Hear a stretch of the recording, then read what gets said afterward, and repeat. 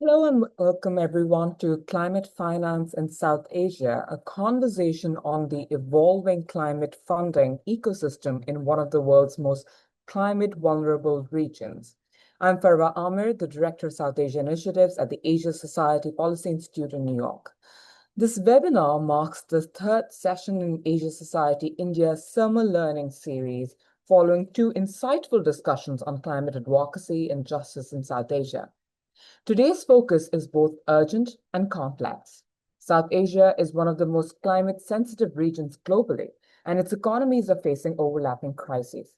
Government debt levels, average as a percentage of the GDP, are some of the highest among emerging markets. Pandemic aftershocks, global geopolitical tensions, and now tariff pressures like the looming 35% US tariff in Bangladesh are squeezing already stretched public finances. These fiscal constraints are limiting governments' abilities to fund climate adaptation and mitigation, even as the costs of inaction rise sharply. The stakes are incredibly high as we get together today, especially for a region where the majority of the people live on less than $4 a day. Against this backdrop, we ask, how is South Asia navigating these challenges to build a more robust climate finance ecosystem? What roles are multilateral institutions, private capital, and regional partnerships playing? And amid competing crises, where does climate finance sit on the priority list for governments? To unpack these questions and more, I'm delighted to welcome our distinguished speakers, Neha Jain, founder and CEO of ZeroCircle, and Priya Shah, general partner at Theia Ventures. Thank you both for being here. Just a quick note before we begin. I'll start with a few questions for our panel, and around the 45-minute mark, we'll open the floor to audience Q&A. So please use the Zoom Q&A function in front of you to share your questions, and we'll try to get to most of them. So without further ado, if we could start with both of you, Neha and Priya. You've both been at the forefront of sustainability and climate innovation in South Asia, each bringing unique experiences to this space. Neha, you launched ZeroCircle during the pandemic, pioneering circular economy solutions. And Priya, you've been an early and active investor in India's climate tech ecosystem. Could you both help us set the stage by reflecting on how the climate and sustainability landscape has evolved over the past decade? And where do things stand today, especially in terms of private sector engagement? And what trends and shifts you are seeing that give you hope or concern as we look ahead? So over to you, Neha, and then Priya. Thanks, Farwa. Super excited to be on this panel and looking forward to our conversation for the next 45 minutes. Are you able to hear me all right? Perfect. So I think in terms of the changing sentiments in the climate space, we started out, or I started out with ZeroCircle back in 2020, and it's been about 5 years in the next few days. I think the nature of capital has changed a lot. The consumer sentiments have shifted a lot. There's also a lot of market maturity that we have seen, and if I were to sort of talk about market maturity, it sort of plays in three parts. There could be more than that, but today I can talk about three to keep it brief. One part is around the regulations. The regulations are there versus not being around. But what can change there is sharper regulation with lesser loopholes or less clarity. Reducing the clarity that currently exists in the regulatory landscape. I'll be a little more specific about that. Since we represent circularity, plastics and microplastics is the bigger problem that we're trying to solve for. Today, the regulations on plastics and waste are there, but not heavily implemented because lack of clear policy and guidelines in these regulations. But that shift has happened from 5 years ago to now, and there are more organizations across the world who are coming together to start solving for more universally than just broken down by countries. Every country has different regulations. So if you are a manufacturer in this space, you would be selling differently under different regulations and certifications. So it makes things really, really difficult versus any traditional product that you're launching in the market. The other one is the capital access. The capital access, it's a good example to actually have Priya on this call. We have interacted several times. I think when we started out, Priya and I really connected, and because there was just so few people and women leaders in climate financing, to be talking to. So it was from a rare phenomena to now being able to name a few other women in finance. So I think that's an incredible change that we can speak of. We also see changes in terms of workforce. More women are leading businesses, either on the climate side, finance side, or it could be just entrepreneurs. You will have a lot of solo founders who are women who are also leading the pack. And that's interesting because few years ago it was one woman founder in combination with other founders. So that's a change and a shift that I have seen. There's also changes in the corporates. Corporates being able to pilot versus corporates going beyond a pilot and passing on a PO. That largely I can sort of vouch for that is lesser policy, more consumer shift, because policies are still a little vague. So there is a shift, but significant enough. And there's one very interesting thing that you'd see is most large corporates did not have, at least in India, did not have a sustainability team. Now, any corporate of a certain size would have a sustainability team. So if you are operating in the climate space, you want to speak to the sustainability team first in the corporate space versus talking to a procurement team or a brand team. So these are few things I think have changed and what the landscape looks like today. Thanks. Thank you, Neha. Over to you, Priya. Thank you so much, Farwa, and it's a pleasure to be here. Looking forward to this conversation and delighted to be on the panel with Neha as well, who I've known for many years. So to answer your question, we, as from an investor vantage point, we've been investing in this climate tech ecosystem for the last 4 years. I think it's thrown tremendous potential since we've first the Indian sort of renewable energy opportunity came into play about 2 decades ago, where actually it was very expensive to adopt renewable energy, and renewable energy was actually one of the pillars of the entire climate tech or the transition to a clean tech I would say energy generation play. Now what we've seen over the last 5 years in particular is that you have so many other buckets within climate, or the larger umbrella that we call climate, and it's something that we would not think as possible earlier. So in looking at renewable energy generation, biofuels, as well as the entire grid and mobility and battery tech, I would say nexus.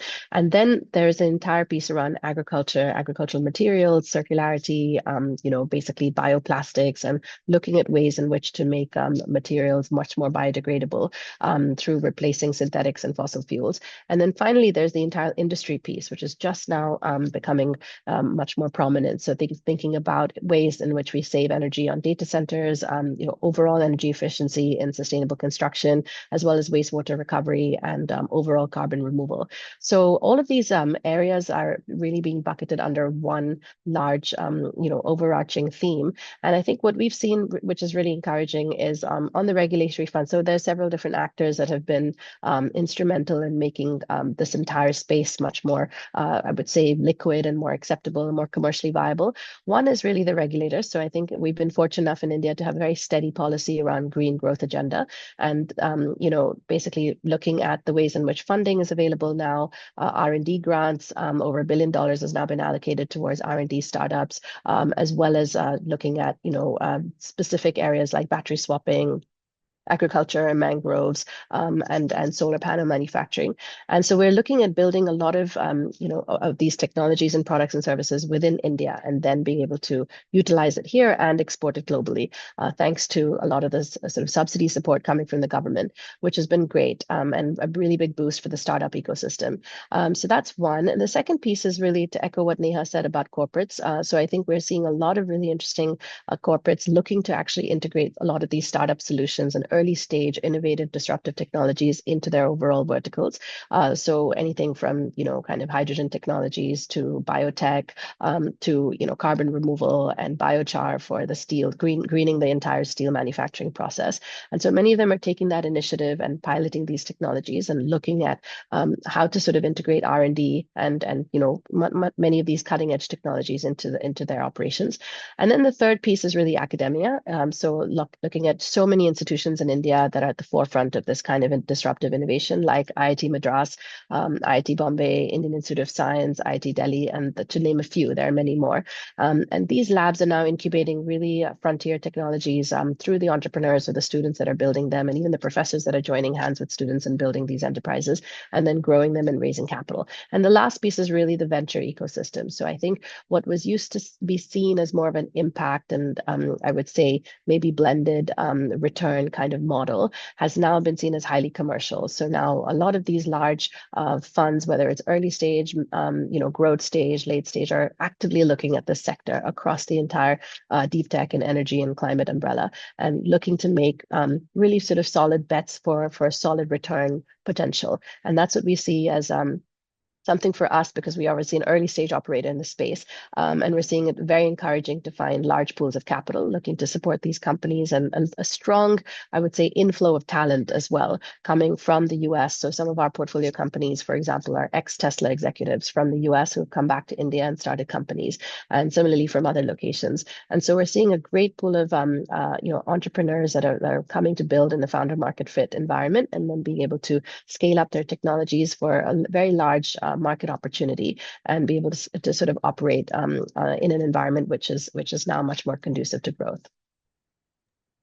Well, thank you. That was very insightful, Neha and Priya. What you've shared in terms of regulatory changes that have enabled a more sort of viable environment for sort of green or renewable energy transition, sort of the different areas that you mentioned, Priya, under the larger sort of climate green transition theme, to enable movement in those areas, to have more action in those areas.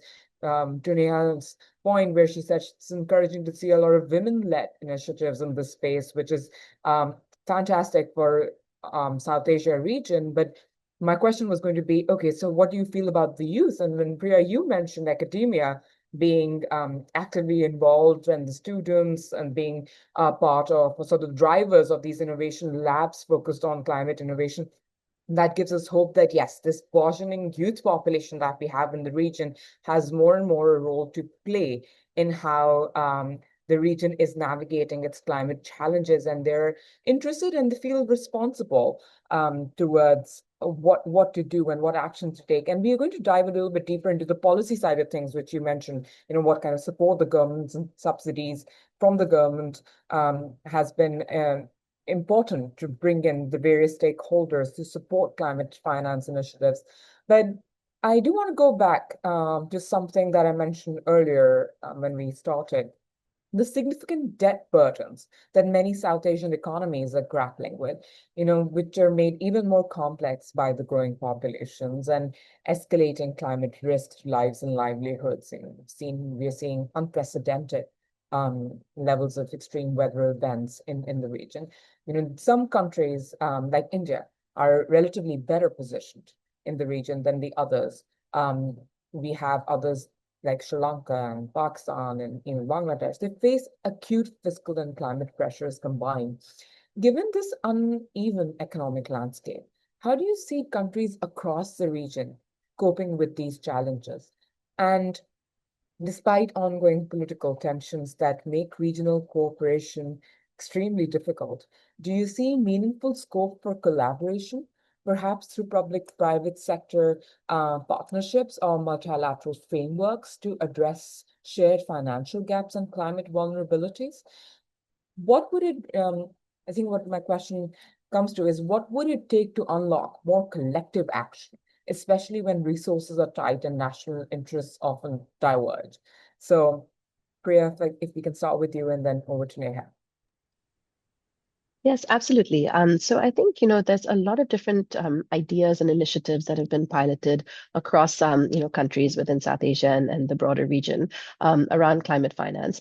I think one of the key aspects is that, we're all part of the global South here, and there is a paucity of funding overall to be allocated towards these, nature-based solutions, whether it's industrial climate solutions, et cetera. And most of the capital really does come from the global North. So there needs to be, that kind of easy transfer, or at least bilateral mechanisms for green climate, or rather green financing in different forms, whether it's through the long-term debt or through equity-linked instruments, etc. Up until recently, there was a huge push towards that in the previous COPs that we saw up until 2023 or 2024. That there has been that sort of, I would say, enthusiasm towards linking country-specific needs around climate change, especially adaptation needs. But yes, we are seeing political shifts globally, and I think to sort of, I would say, to figure out how India as a country can really sort of, I would say, address that. We are actually very fortunate as a resource-rich nation that we have a very, I would say, second largest agricultural cultivation globally after the US. So, over 67% of our population is actually employed in agriculture. Yes, that also makes the population vulnerable to climate change, et cetera. But we have the ability to generate a lot of food security internally as well. That's one. The second thing is, we have a source of minerals. We also have one of the longest coastlines for mangrove protection. 25% of the country is covered in forests. So there is a lot of, I would say, carbon sequestration and natural, I would say, movement towards moving towards the entire green transition that is really specific to India. And I think we have, as I mentioned earlier, the right kind of actors on board, no sort of flip-flopping, as it were, in the overall motivations of moving towards a net zero economy. And I think that leaves us in a very advantageous position to also be able to help the other sort of countries in the region. So I think there are a lot of companies, for example, drawing attention again to the startup ecosystem in India that are working across Southeast Asia and across the Middle East to basically look at exporting their products and services over there, or even hiring talent there, or working within sort of some of the agricultural resources, sourcing on supply chain, et cetera. And we see a lot of this collaboration that already takes place within the region, which is very encouraging to see. So in many cases, I mean, we are not as dependent on the global North, but it's always, it's helpful to have that dialogue that continues to grow in a stable fashion, so that some of the overarching multilateral, I would say, mechanisms on financing are available to us in large quantities, which is what India really needs to really grow, billions of dollars every year in terms of climate finance. And that can be across the capital stack, as I mentioned. Great. Thank you, Priya. Neha, over to you. So I think when we talk about climate, we largely talk about, or at least in most cases, we talk about products that you can touch and feel. And then, of course, any technology which is SaaS enabled, being able to sort of optimize what's available in the real world that can bring down the carbon footprint. Like Priya said, that there are enough and more resources Asian countries have to themselves to be self-sufficient. However, those resources are also split. Giving an example of, let's say, a biomass or a nature-based solution, solutions that could come from for packaging, for circularity, for batteries, several other products and functions. However, manufacturability of a certain kind is available in certain areas. The biomass and the raw material availability is, you may see certain regions to having a certain advantage. I absolutely agree with Priya that India has access to a lot of resources, but we are also very, very codependent on other nations for making the product happen incomplete. For example, there is raw materials requirement for EVs and batteries from other nations.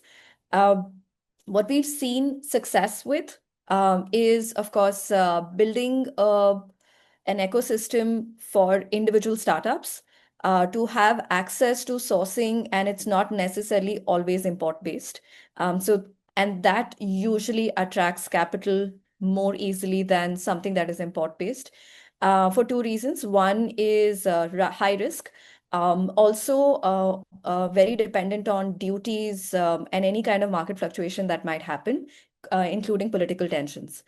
The second part, which is a good news, is that most of the climate-enabled startups hold patents and actively build IP. That means you can actually take that product and your IP to other countries and manufacture locally. So while it's not so much of a financing opportunity, it's about being able to use what's available in that country or in that region and being able to produce a product more locally. It cuts down on your cost of production. It can also help you with subsidies if played right. Depending on where you're manufacturing, a lot of countries don't necessarily have access to that, but they're able to actively build IP. So there is a good mix of opportunity of where you identify your pure play opportunity of building tech versus where you find opportunity of the raw materials and the biomass, and then the manufacturability of all of it coming together. So it can happen in different ways. Collective action, of course, is difficult in when it comes to cross-regional financing. Global North used to be a place to go, but at this point, you know, um, it's I'm very happy to sort of share that India itself is able to take climate solutions which were considered super niche to anywhere from pre-seed to seed to Series A and B. 3 years ago, we used to hear that anyone who wants to get investments post a certain stage has to look at Global North, and that continues to be the case. But there are enough and more players in the mainstream that are looking to shift towards climate solutions. Thank you, Neha. These are encouraging points at a time when, like I mentioned, there are so many differences within the region. But what I'm hearing is that there is scope, there is a lot of initiative within India to sort of emerge as the regional go-to partner for some of the countries looking to support their own climate ambitions. And there is room to further explore how we best do that. And then we'll dive into that a little bit more later in our conversation today. But also one thing that you pointed out, Neha, was about things not really happening in silos. They're being dependent on where can we find the right verticals to be able to get you the final product. And that's where there's a lot of codependency involved. And sometimes that is multilateral in nature. And then this is where the other elements that go beyond sort of the private sector, the entrepreneurial, academic capacities you have to involve the public sector in. And that's an area that's a whole different beast in South Asia. How do you work through the various bureaucratic processes to make this a more viable, smoother process as the demands and needs of the region increase with time? And just to add to this, the needle is certainly moving, but the question is it enough? And is the pace right? I understand that recently there is news that in South Asia, the Green Climate Fund is planning to invest about $200 million in India's green finance facility to accelerate the development of renewable energy and energy efficiency. Likewise, the ADB has also approved a $400 million loan to help Bangladesh enhance its resilience against climate impacts and cutting emissions and promoting more sort of inclusive development. These are all good developments for the region, there has to be a way to sustain the momentum and address the multifaceted issues surrounding the climate impacts, because there's this, we've talked a little bit about the whole adaptation and the mitigation financing needs. There is a massive need for both in the immediate run, and there's a lot of funding that has come towards mitigation over the past few years, particularly from the global north. There's been a lot of conversation about that, but there's a focus and need for adaptation and resilience building in the now for some of these countries. We've seen what happened in the aftermath of the Pakistan 2022 floods. We see what happens to Bangladesh every time um, there's a cyclone, there's a sort of the coastal challenges that the country is faced with, and even monsoon, erratic monsoon rains impact beyond Pakistan. I mean, India faces them every year. And temperatures, how do you make sure that there is a more conducive environment to deal with these extreme weather events? And that's where some of this climate finance needs have to be mobilized, and they have to be implemented effectively and immediately. Now, zooming in a little more towards India, because we've talked about it already, but I want to get a better understanding from both of you. What is the climate funding landscape currently in India? And what are the different types of funding available for the various initiatives that we talked about? Priya touched upon some of them as well. Can you briefly walk us through that? So if we can start with you, Neha, and then we'll go to Priya. Sure. I think the various instruments also depend on the stage of the business. If it's a deep tech climate startup, the story, I think the number of instruments that are available are more, certainly. Typically at a pre-seed stage, or when we're talking about just having an idea and a prototype ready, the kind of financing that would be available to you would be accelerator equity financing, where 1 to 2% of your, or sometimes even 5, of your equity is shared with the accelerator who's helping you incubate the idea. Then there is several climate angels and VC operator funds that are available to take you through the journey of pre-seed to a pre-series or a series round or seed round. There are also a lot of national schemes available in India which give you grants. They can go all the way from a few lakhs to 50 to 1 crore to take your journey of making a prototype and then being able to machine it to a certain level of scale. There are also innovation grants. And every single grant and instrument that I have spoken about, there has been some participation of at least ZeroCircle that have been at the receiving end of it, and very happily, being able to sort of use it in our journey and escaping the death valley that typically happens between the pre-seed and the seed. Um, Speaking of that, innovation challenges are very, very useful. And I think any founder that I speak with or I know of has actually taken great use of that. Grants have conditions of being able to use that for capex or for a certain purpose. But innovation challenges typically give you a large sum for which you're able to use that money for failures in technology development. Nobody wants to give you money for failures. So this money comes in very, very useful, especially for the first 2 or 2.5 years of the startup incorporation. Um, and then there is pilots and contracts. Sometimes they can realize into revenue. Sometimes these can be pilots that you get contracts for. We work with the UN and we got a contract from them. So it came in the form of a grant come contract, but there was servicing that was delivered after that. There are also a lot of CSR funds that are available. This is I might go on with that list. I'm going to keep it short now. There are alternative funds as well, but that is typically used by companies that have reached some level of commercialization and requires a decentralized manufacturing setup. So I think those come in very handy. Um, And of course, there are climate VCs available in individual capacity, in VC operators who are able to take you through, writing your first check towards, and then taking you towards a more growth-based trajectory. Thanks. Super. Priya, over to you. Thank you. So I think Neha, very comprehensively covered most of the financing mechanisms that are available in India. I just like to also sort of go through, some of our typical, I would say interfaces that we have with companies and the kind of capital stack that they're looking to build. So typically, what we see with early stage companies, we're an early stage investor and we're a dedicated climate investor.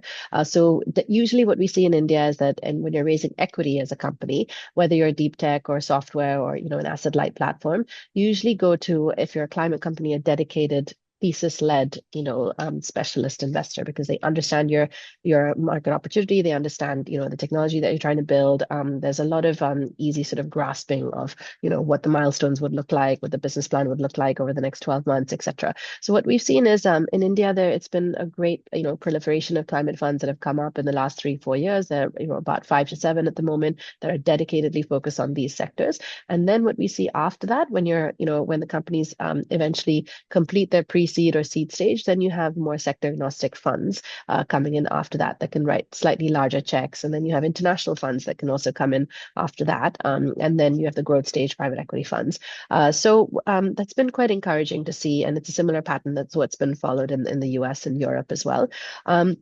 I would say one interesting piece to add on to the accelerator piece that Neha was actually mentioning is there's also been a growth of venture builders and venture studios in India, which is quite unique. And these are usually, I would say, organizations that help founders to actually get matched with an idea. So the founder comes, wanting to build something either in a climate space or in some kind of, space that has sustainability and decarbonization angle. And the venture studio, the venture builder, matches them up with an idea, value proposition, etc., and then helps them, think about finding a co-founder, building a team, addressing the market, building a customer strategy, go to market, etc., and then the entire product piece. So that's actually a very interesting kind of new wave that we've seen growing in India, which has been great. And then these venture builders usually take a certain portion of equity within the fund, within the company, and then they eventually help them scale up. I think that there's been a great or rather entry of family offices and angel investors. So basically, family businesses per se that are actually operating, conglomerates in this space, whether it's in steel or in cement or in renewables or in FMCG, etc. And they're looking to have a dedicated, wing of their family office to actually invest liquid capital into companies directly, not necessarily going through funds, and basically building up their own portfolio, which can actually be a really great M&A and strategic opportunity for these family businesses later on when they look to, integrate, as I was mentioning earlier, integrate these deep tech solutions into their vertically integrated into their conglomerates. So that's been a really great new theme that we've been seeing. The other piece is on debt. So I think, climate companies, as companies from other sectors as well, are now, I would say, open, or there are avenues available for venture debt, which is basically non-profitability specific. So you can actually get access to debt even if you don't have positive cash flows, but you do demonstrate that you have a strong cash flow or rather cash in bank. You've been able to raise capital. But there's still some government schemes that are coming into play, specifically around agriculture, etc., and in some sense renewables that are from government-specific banks for, like Neha was mentioning, in capex, as well as equipment, as well as working capital. So that's in the debt piece, and then there's also international development finance institutions that can come in on long-term 3-year external commercial borrowings, which are in competitive rates of say 4% or 5% USD with an additional 7-8% hedging cost. And then finally on the grant piece, so grant is a very rather philanthropy or grants capital is sort of a very important piece of the entire climate capital stack. So for us, we really encourage our companies to take advantage of the government grants that are available in specific sectors that can range, as Neha mentioned, from a few lakhs to up to 1 crore. But also there are a lot of family foundations, corporate CSR, and other sort of I would say, pools of capital that are dedicated to this space, and that can really help to mitigate the stress that a company, early stage company, would feel on diluting their entire sort of equity stake, on basically the purchase of equipment, or the purchase of, or basically a wing of their the startup being dedicated towards R&D. So I think specific pilots and specific kind of go-to-market strategies can be funded through grants, and that's a very positive way to kind of I would say scale up. And you need that especially on the deep tech side, because building a deep tech company is expensive. And in order to not end up in sort of a valley of death, I think it's important to take all pieces of capital, blend it together, and sort of utilize it for further scale and growth. Thank you, Priya and Neha. That is a very helpful explanation of what the different tools available are, instruments available for helping the climate space to kind of pick up, and especially those who are venturing into the space, new to the space or hesitant. I think this is going to be a great learning point for them. But I do want to probe a little bit here. Even though we have all of these various encouraging developments that have taken in the past decades or so, especially because more and more, like you said, the family businesses, they're recognizing the need. The philanthropy side is recognizing the need. Globally, I think grant related support for climate action and climate efforts, it's shrinking for various reasons. But for India, which is 1.4 billion population and growing, do you see that the various options that are available, are they enough to help support India's own ambitions? Because India has high growth ambitions. It wants to be to reach the status of Viksit Bharat by 2047. And the kind of times that we are seeing and the evolving dynamics geoeconomically and geopolitically and domestically, there's a lot that needs to be catered to. So within that, do you think the various instruments that are there, do you think the support that's coming through various entities, is it enough to meet the needs of the population growth? And by 2047, I expect this to be a larger number than 1.4 billion at the pace that the country is growing. Just wanted to kind of explore that a little bit with both of you. So, any one of you could take a stab at it. Okay, I'll jump in then. So yes, I mean, to answer your question, I mean, on a climate finance perspective, as I mentioned earlier, India needs about $108 billion a year until 2030 to really address the energy transition across all of these different verticals. Now, the fact is, let's say fast forward, and we want to actually reach our net zero targets by 2070. So do we actually have the physical capacity, the funding, and the talent in-house, or rather in our subcontinent, to be able to maximize on this? The answer is yes and no. I do think that the Indian government released a paper saying that by 2050, majority of the buildings, 70% of the construction that is needed in Indian cities to really house and essentially facilitate new urban migration, they still haven't been built, these buildings. So there is a huge amount of construction left. There's a huge amount of investment that is left to basically construct our cities. And I'm not only referring to sort of tier 1 cities like Mumbai and Bangalore and Delhi, but these are sort of the tier 2, tier 3 larger urban capitals that are, soon to become metropolises as well. And so I think, India will continue to rely on international we are in the process of we as a country are in the process of signing tenders with data centers and making sure that energy needs, at least on the computing front, are met. But it's not going to be enough as and so we need those relationships with international kind of nations to make this happen. And I'm very positive that nations like Japan, for example, they're very bullish about investing in India across all stages of infrastructure, manufacturing, road construction, and various different, products and services, especially on batteries and other side deep tech innovations. So for us, I think as a country, developing those relationships with countries that are looking to India as the next biggest market, because it is the fastest growing emerging economy in the global south.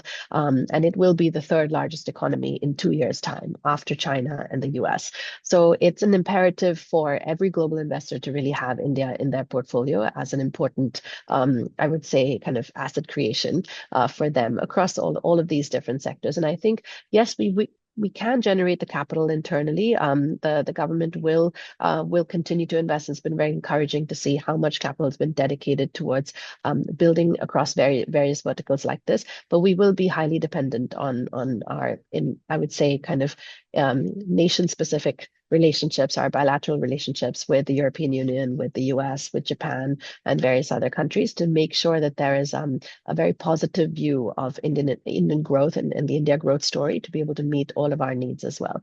And to your point also on population, I do think that the Indian population is actually not growing at the same pace as it was, 5 years ago. There will be a stability level, and then like in China that we've seen over the past few years, has actually been a decline that's taken place. So the Indian population growth rate, even though the actual population is growing, is actually slowing down. So we will see some kind of stability on that front. But of course, there will be challenges on food security and shelter, etc. But as I mentioned, like to my central point, we will need a lot of relationships coming from abroad to help us to build on the India story.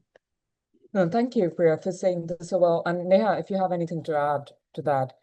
I think Priya covered beautifully, but I think if I may were to just take a stab at it, is there enough cash in India to be deployed? Yes, there is quite a bit of cash to be deployed. Does it get deployed? Not necessarily. And there are many reasons for that. If you get an end product in your hand, that's where most of the capital gets deployed. But the entire infrastructure and the supply chain where it needs to really start getting deployed is not what attracts capital, because it's less glamorous. It's very high on risk and very, very high on capex. So when you're looking at capital, you're looking at infrastructure, you're looking at quality of startups, you're looking at the support that they need when they're building out a startup. Even when you take a startup that makes a battery, I think it requires a host of people in the entire value chain to be able to deliver that product. Usually, the capital comes towards the end of the value chain versus backwards. Backwards goes all the way to, for example, like Priya said, to agriculture, right?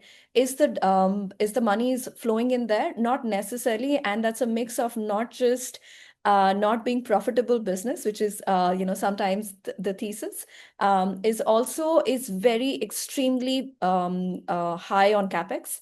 What we can produce with much smaller quantities versus the person we purchase the products from would require 10x the investment for them to reach the same scale that we can buy from them. So it's capital intensive, it's volumetric, it's high risk. It's not necessarily a playbook that investors today have. And not holding investors responsible here, Priya, but also because there has been no clear trend, because it is a growing market right now. So the playbooks are being created. There is no one way of assessing a new manufacturing startup of new materials that never existed. So how do you go by the multipliers? How do people start investing? And that is why you usually see that sort of a shift. However, if I were to say where is the money is going to come from, the monies will come from corporates as well, because it's the strategic investors. They can do a lot. They can be the large, yesteryear's startups who have now become unicorns, are looking to invest back in the same supply chain, because they need the resources. For example, if you look at an e-commerce company, they rely on EV batteries because they want to make their deliveries greener. So the investment flows in different ways, as we see it. And those startups have funding from Global North. So it's sometimes a direct investment, and sometimes it's an indirect investment, but flows down to India, but not necessarily in spaces that you would find equitable.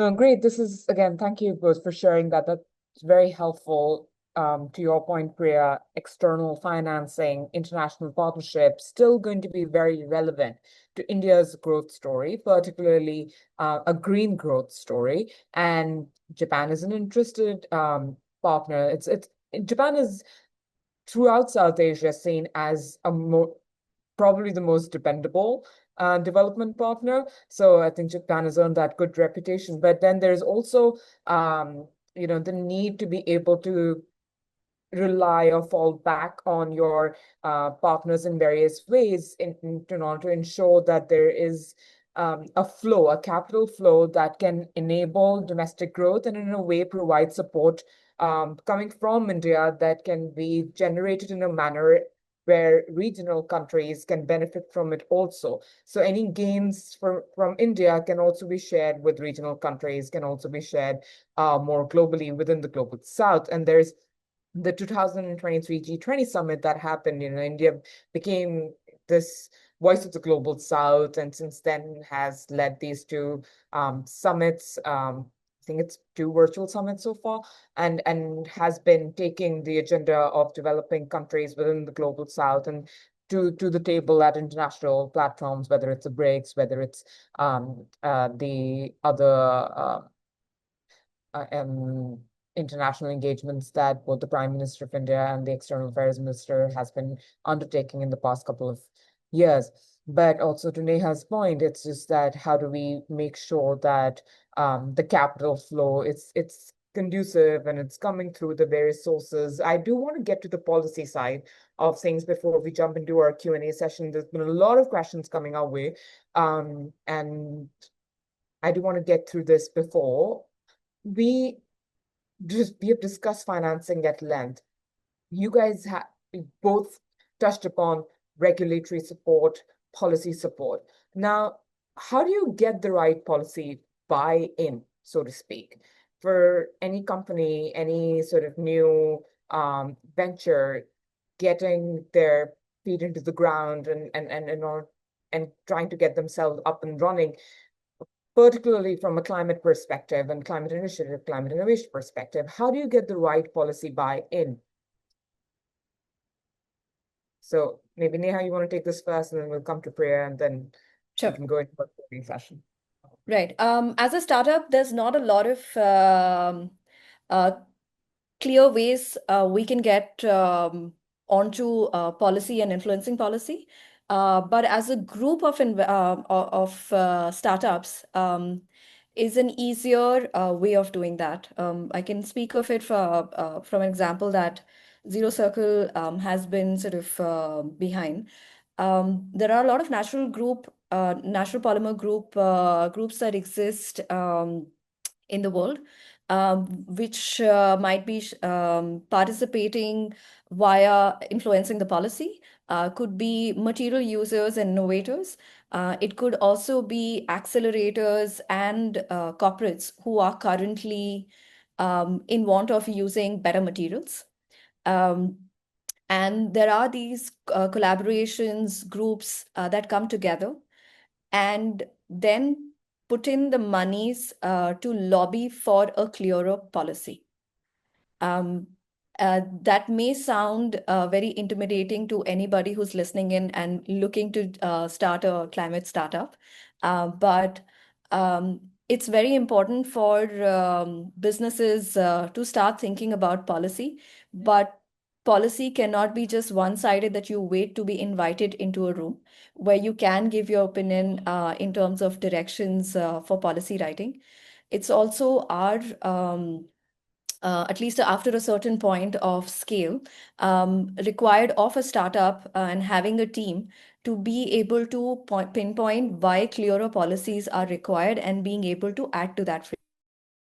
That's one. Yes. The second part that I think is very useful in terms of policy is understanding the policy and designing your business despite the policy, because policies can shift. And sometimes you think that the policy will always shift towards the right. Sometimes it can shift backwards towards left. And I can even cite another example. Areca plates, which are these biodegradable plates, are huge in international markets. India happens to be one of the largest exporters of these Areca plates. Just a few weeks ago, they realized FDA banned these Areca plates because there is a migration issue with them. So anyone who's right now in the business of selling sustainable plates made out of areca nut is not able to do that because there is a ban by FDA, and it's a sort of a ban that is not a regulatory ban, but it stops any incoming material to enter the US and even EU. So policies and frameworks can shift to the left or to the right. You need to design your business in a way that you are attracting patient capital. So your investors stay by your side. You cannot attract finance, which will, of course, work in your favor if there is a ban that comes in or there is a policy shift. But these policies can swing in all directions. And there are, of course, traditional leanings, which can be political, could be corporate. And you need to make sure that you're safeguarding business regardless of that. Thank you, Neha. Priya, would you like to add something? Sure. Yes, so I think I agree with Neha that startups should stay focused on essentially designing their entire strategy, product strategy, etc., regardless of policy. Obviously, it helps to have an into some of these decision-making players at the political and regulatory level. One overarching point that I'd like to make is that climate tech and energy and deep tech, these are highly regulated sectors. Unlike consumer, e-commerce, etc. It's a sort of analogous to fintech in a way. So there are various government bodies that make decisions that sometimes, as Neha was saying, can alter an entire direction of a business or can impose a ban, and then you have to be flexible enough to sort of figure out your own regulatory certifications to navigate through that. So I think the best way to sort of mitigate those risks is really to partner with, and in early stage companies, we like to be one of these investors that can actually build these linkages between startup companies and key policy ministries. And many VC funds do similar, sort of have that similar strategy. So we've actually partnered with think tanks like ORF and Observer Research Foundation, for example, where we organize key convenings between startups and key members of different policy departments, whether it's Niti Aayog or NABARD or various others, Ministry of Commerce, etc. And we allow these startups to basically voice what their challenges and sort of trajectory has been building their businesses, and what could policymakers consider when they're looking at the next big renewable energy mission or the next big battery swapping policy that can come into play, or the next big sort of market access for essentially power purchase agreements that are no longer exclusively bilateral, but that can take multiple types of private sector players in. So these startups act as an important voice, and as Neha rightly mentioned, it's usually done as a community, as a collective voice, because that's when they're heard. I mean, startups are by definition early, small. They don't have the large sort of capacities as a large conglomerate does, or a Fortune 500 company, or companies that have been around for many years on public exchanges. So they would need to kind of I would say come together as a collective voice and be able to sort of, I would say, articulate what their proposition would be for a particular subsector within climate, within energy, and then partner with specific investors, venture capital funds, family offices, and others who have linkages to these particular ministries. And I think that is a great way forward. And one last piece is just some certain sectors within deep tech, for example, are still markets to be created. So for example, we have invested in a company that's an electric aircraft company, and so it sounds very futuristic, but the idea is that they need to get regulatory certifications to be able to actually run their operations, which they're building a commercial prototype and doing the deep tech sort of, I would say, innovation currently, but they need 2 years in advance of actually launching. They need access to policymakers to basically make this a reality. So they partner with us and various other funds to actually open up those doors for them. So that's something that founders can think about when they're thinking about raising capital and growing in their journey and making those inroads. Well, thank you both. It's very valuable to learn what are the different avenues, and then particularly, even for South Asia, in terms of private sector and policy getting together, that's a very important space to be in. We did a project last year with the World Bank as a think tank in New York.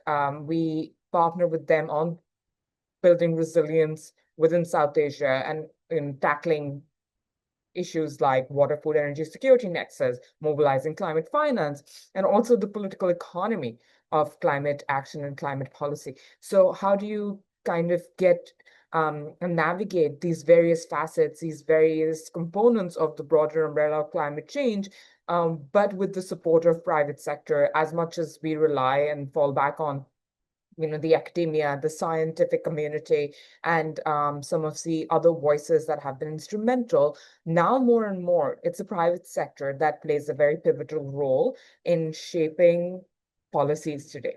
And to be able to have them on the table, where platforms like you mentioned, the ORF, and then others, platforms like us, the think tanks, where we can bring the various stakeholders for a conversation in order to make sure that we can be that sounding board or be that voice that can channel sound policy solutions for a more reliable, more dependable, more sustainable climate environment going forward in a region like South Asia.